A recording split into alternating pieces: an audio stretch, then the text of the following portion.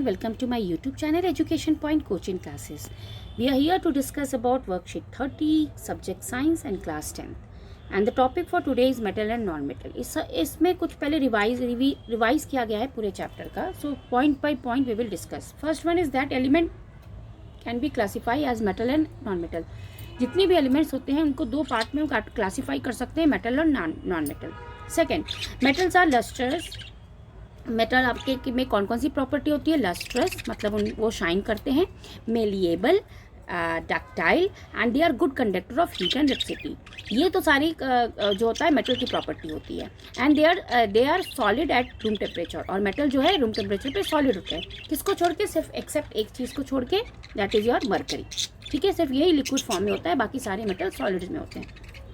Third, metal can form positive ion by losing electron to non metal. ठीक है, metal से हम positive ion find कर सकते हैं जब इलेक्ट्रॉन लूज करता है टू नॉन मेटल. फाइन, जब वो मेटल नॉन मेटल में कन्वर्ट होता है इलेक्ट्रॉन लूज कर. Next is that metal combined with oxygen to form basic oxide. Metal generally क्या करता है? ऑक्सीजन के साथ कंबाइन करके बेसिक ऑक्साइड करता है. But aluminium oxide, zinc oxide, कुछ ऐसे प्रॉपर्टीज़ हैं जो बेसिक के साथ साथ एसिडिक ऑक्साइड्स भी देते हैं. ठीक है, these oxides are known as हमने पढ़ा भी था, ऐसे ऑक्साइड को हम एम्फोटेरिक ऑक्साइड्स कहते हैं. तो ये सिर्फ बेसिक ऑक्साइड ही नहीं देता है, ये एसिडिक ऑक्साइड्स भी कुछ देते हैं. ठीक है, जब for example aluminium and zinc. और है नेक्स्ट है कि मेटल कंबाइंड विद, ये तो हो गया आपका. नेक्स्ट था different metal have different reactivity with water and dilute acid. जो मेटल्स होते हैं वो इनका रिएक्शन वाटर और डाइल्यूट एसिड के साथ डिफरेंट मतलब हर एक मेटल का सेम रिएक्शन नहीं होता है. कोई कम रिएक्टिव होता है, कोई ज़्यादा रिएक्टिव होता है. ठीक है, a list of common metal arrange in order. अगर आप कॉमन मेटल को ऑर्डर में अरेंज करो of the decreasing order, reactivity is known as a activity series. Decreasing order में अगर अरेंज करो तो उस पूरे सीरीज को हम कौन सा सीरीज कहेंगे? एक्टिविटी सीरीज कहलाता है. Metal above hydrogen in activity series. जो सब मेटल जो है हाइड्रोजन के अबोव होता है, ऊपर होता है एक्टिविटी सीरीज में, कैन डिस्प्ले हाइड्रोजन फ्रॉम.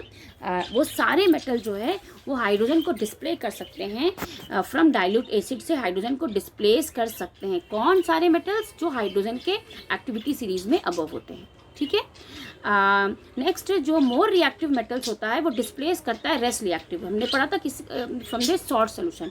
किसी भी सॉल्ट सोल्यूशन में से जो मोर रिएक्टिव मेटल होता है वही लेस रिएक्टिव को, क्योंकि वो ज़्यादा पावरफुल है, रेस्ट रिएक्टिव को रिप्लेस कर सकता है.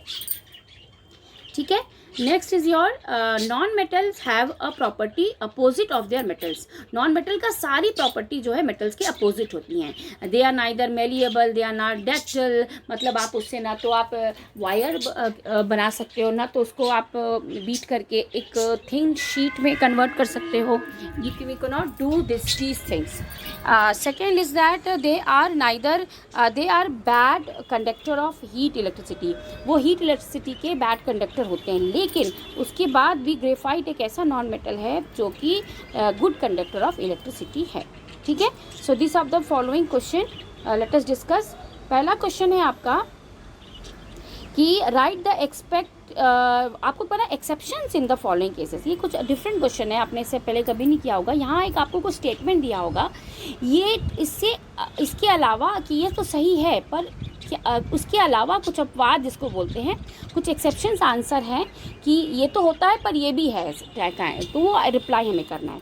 जैसे पहला है metal combine with oxygen to base. ये तो सबको पता है कि मेटल ऑक्सीजन के साथ कंबाइन करके ऑक्साइड देता है. लेकिन कुछ ऐसे मेटल्स भी हैं जो कि ऑक्सीजन के साथ कंबाइन करके एसिड ऑक्साइड भी देते हैं. तो it is not necessary, we can write that no metal combine with oxygen to give basic oxide and also they have combined to oxygen to give the acidic, जिनको हम कहते हैं, जिनको हमने पढ़ा है ना, लाइक एल्युमिनियम और zinc. So you can get the answer from here that कि metal combined with oxygen to basic oxide, but aluminum and oxide, zinc are the oxide, shows the property of both basic and acid oxide, and these oxide is called are amphoteric oxide. So कि तो ये चीज़ prove होता है कि ऐसा तो है, लेकिन एक और कुछ मेटल्स ऐसे भी हैं जो एसिडिक ऑक्साइड भी देते हैं. ठीक है, बी पार्ट है metals are solid at room temperature. Yes, this is true, but except one.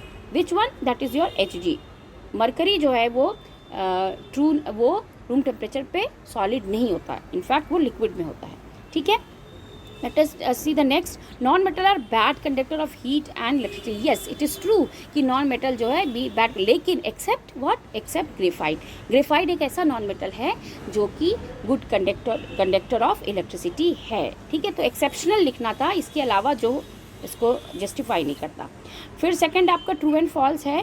तो आप देख सकते हो पहला आपका है different metals have a same reactivities with water and dilute acid. Exactly बिल्कुल सही, ये सही है. नहीं, डिफरेंट मेटल जो है सेम रिएक्टिविटी नहीं देता, उसका रिएक्शन जो है अलग अलग मेटल्स का अलग अलग होता है. तो ये आपका फॉल्स हो गया. Second one is aluminium oxide is an amphoteric oxide. Yes, aluminium और जिंक दोनों है, तो ये आपका ट्रू है सेकेंड वाला.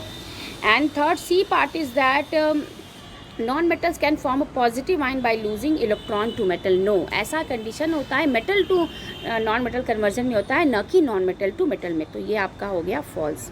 तो इस तरह से ये आपके वर्कशीट है.